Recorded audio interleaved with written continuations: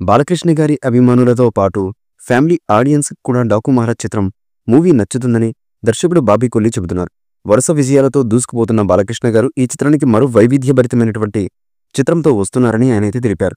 ఇటీవల విడుదలైన ట్రైలర్లో అంచనాలు రెట్టింపయ్యాయని, ఈ సినిమా తెలుగుతో పాటు తమిళంలో కూడా జనవరి 12న విడుదల చేయబోతున్నామని నిర్మాత సూర్యదేవర నాగవంశి అయితే చెప్పారు.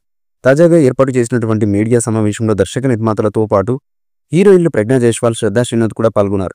అమెరికా నుండి బాలకృష్ణ గారు సోమవారం వచ్చారని, అనంతపురంలో ఆయన ఆధ్వర్యంలో భారీ ప్రీ రిలీజ్ ఈవెంట్ను నిర్వహించబోతున్నామని నాగవంశి గారు చెప్పారు.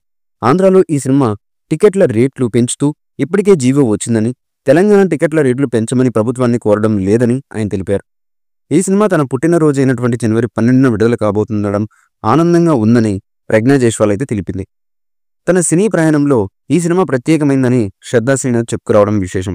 ఇదిలా ఉండగా డాకు మహారాజ్ చిత్రం భారీ విజయాన్ని సాధిస్తుందన్న నమ్మకాన్ని అయితే ఫ్యాన్స్ భావిస్తున్నారు. ఇక జనవరి 12న ఈ చిత్రం ఎలాంటి విజయాన్ని అందుకుంటుంది, ప్రేక్షకుల్ని ఏ విధంగా మెప్పిస్తుంది, ఎన్ని రికార్డ్స్ని క్రియేట్ చేస్తుంది అన్నది తెలియాలంటే మాత్రం ఈ సినిమా జనవరి 12న మొదటి షో పడేంత వరకు వెయిట్ చేయక తప్పదు. ఈ మూవీపై మీ అభిప్రాయాన్ని కమెంట్ బుక్లో తెలియచేయండి.